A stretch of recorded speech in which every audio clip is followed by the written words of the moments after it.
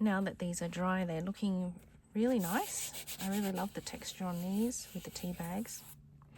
And this sheet of paper I'm thrilled with. At first I didn't like the colour on it, but adding these collage papers really made a difference. So I've taken my needle and some embroidery thread, and I'm just taking it through the page with a few stitches. I don't know if you like to stitch on paper. I don't often do it, but I thought it'd be great to just add some more texture today. And when I stitch, I have no pattern or anything like that. I just stitch and make some marks. So, and I'm not one for real fine needlework. I like to just be inspired by what I see others doing, and it always looks so good. So stitching is something I can do, but it's not something I would go to naturally, whereas other people sit down and they just pick up their sewing.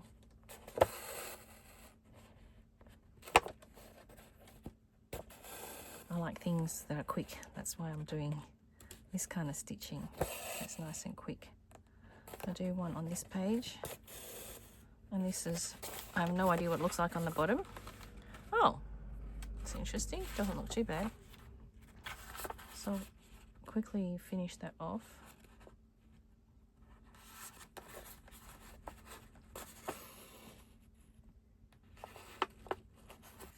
I'll also add some on this side.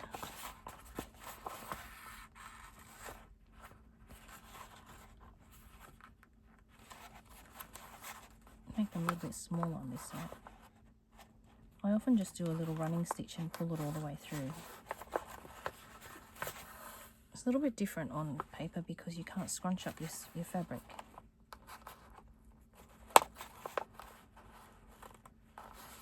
And this paperweight is quite good because it doesn't tear so much. It's got a little bit of body in it. I think it's only a cheap paper, and also I've collaged over it a little bit too, so it gives it a little bit more body, which makes it a little bit harder to poke the needle through.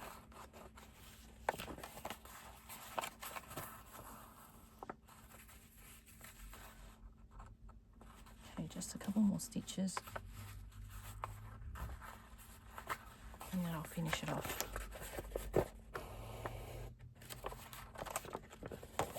And see there? Just adds a little bit more interest to the page. I've left this tail, so I'll just tie it off like that. And you want, if this is a zine, you won't see that because that will be on the inside.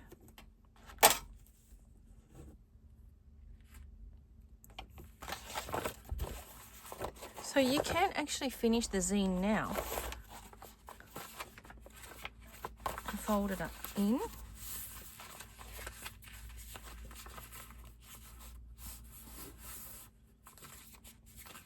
So you've got the option to finish that now and then keep adding to each page. But I actually like adding to it while it's large. So then you can have less to add later. I'm going to use my Inktense pencils today and see how they go with, what colour will I use? Let's have some orange. And I'm going to just use the brush on the actual pencil to create a little bit of wetness. And they act a little bit like a watercolour. So then I'm going to let that drip a little. And I also like to scribble into it.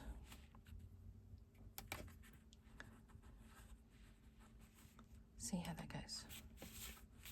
Oh, then I can also fold the page over if I don't want it going all down the page and on every page.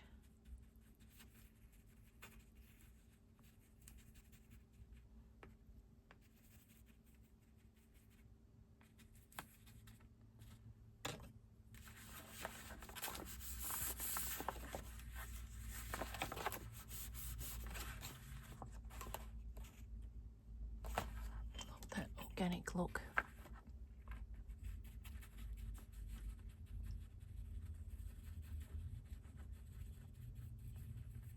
You can easily use your watercolors or whatever kind of paints, acrylic paints.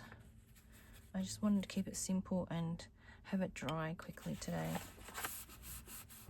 And again, I don't have a lot of time today, so it's really nice to be able to do something quick and then have my brain not working so much, because I'm one to overthink things. I think I'll use my,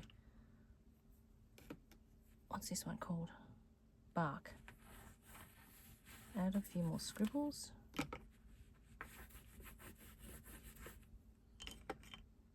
This page needs a bit more. And then I can activate that too. The Inktense pencils are full of ink pigment and they work really well when they're activated with water, just to give it a bit more of that grungy look.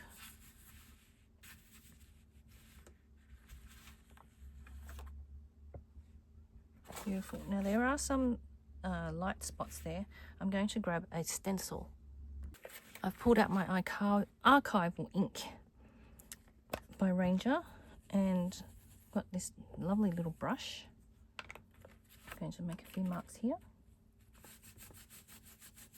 Now remember that I'm working on a swivel table in our bus, so it may wobble a little bit as I'm doing this.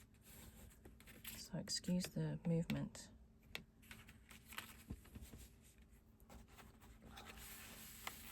Can you see that?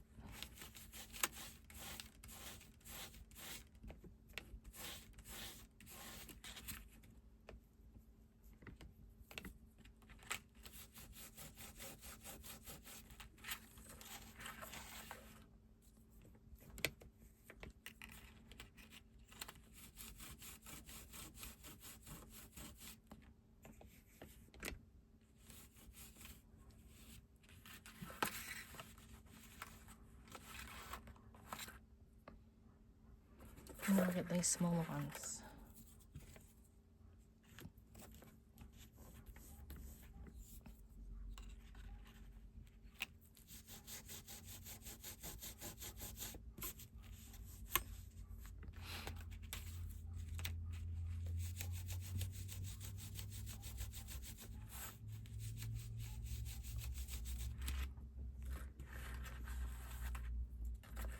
So it's just adding layers to all the things we've done. Just adds more texture and more fun, more things to look at, and gives you a really good base to work on. And you may not have this as the final. Like, this could be what you turn your book into, but because you're using it like I did in the June in Proverbs, it may then be covered with other things. I'm really happy with that. Now I'll add a few more marks with a Posca pen. This is my purple Posca pen. Just add a few marks like this.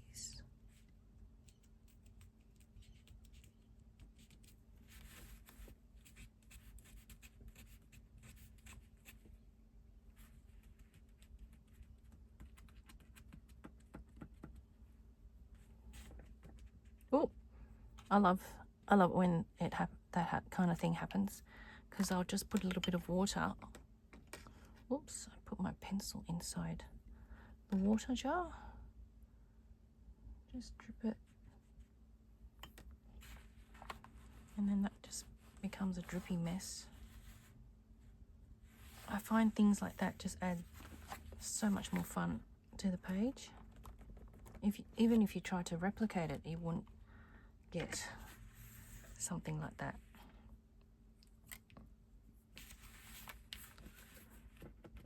Could add a bit on this side as well.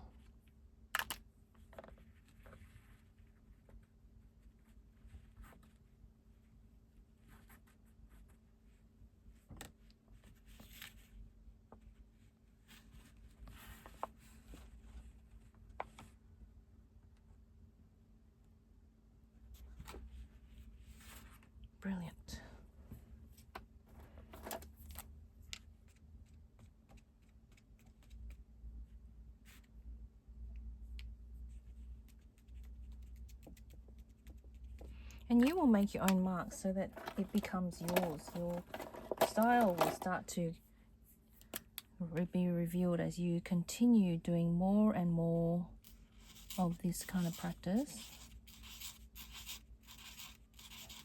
My circles or ovals don't usually end up being nice and neat. They are the messy type, and I love that. And you just embrace who you are and who God created you to be, to create in His image, and not to be afraid. It's the enemy who puts his voice in and tells us that our work isn't good enough. So you just have to put those voices aside and say, thank you for reminding me, but I don't need to listen to your voice. I love what I do, and the Father loves me. He celebrates what I am creating as I create with Him. This was sitting in the water, so I thought I'd use it. And it's quite soft as well. All these things that seem like mistakes, like leaving in the water, it's okay. It all turns out in the end, and you can use it for something like this. So these Inktense pencils can be used by dipping them in water, like I have just now. They can be used as I used with the brush before. You can scribble with them on the page and then activate them.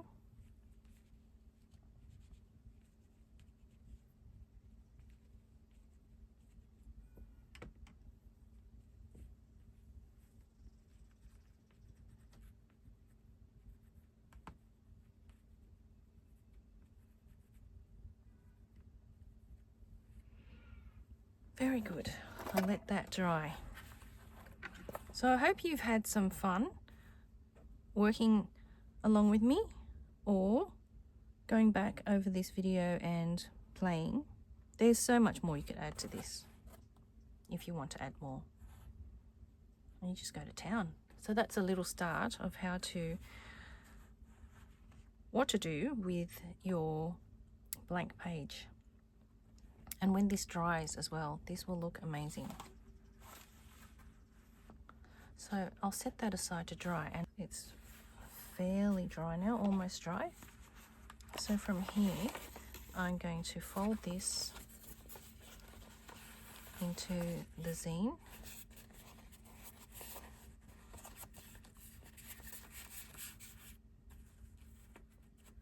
And what I usually do is, this is still a tiny bit wet. What I might do is press it onto here.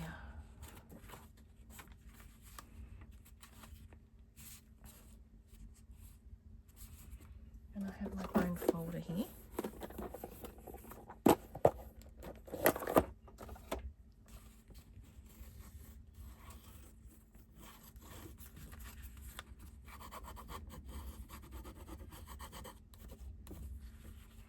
I'll often do that. I'll open to each page and see which way it folds better. Creasing all the sides down. See which way it wants to fold. Does it fold better that way? I think so.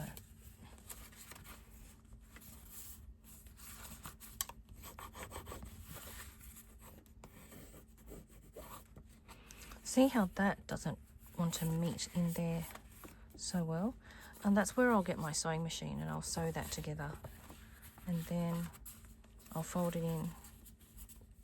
Or sometimes I trim this as well. So there you go. I hope that gives you a few ideas of how to meet the blank page. And then what I did with these zines, sometimes if you don't want to have a zine, open it all up and do it that way. So I think I had a whole stack of zines left that I didn't love so much. and I created them into a concertina journal instead. So that's also what you could do. And you can add another one to that and another one to that. And if you've already cut this into for a zine, I then take my sewing machine and I sew along the bottom, so then I can tuck bookmarks into there. So this is the concertina style of journal that I made for June in Proverbs, which you can see the series. I left this one as a zine here in the front and just joined it here with masking tape, and I collaged over it so you can't see where I've joined, and that fully opens up like that. And I'm still adding to this one because I'm doing Proverbs again this month. And at the end of this one I also left it as a zine too, but these are the bookmarks I started. So that's one side. I haven't done that side yet, so I ran out of pages for Proverbs. So you can keep adding to them and leaving these top bits open. So thanks for watching. I would love to see what you've done. So make sure you post them and message me in Transforming Pages on YouTube or in Instagram. I'd love to hear from you and see what you do.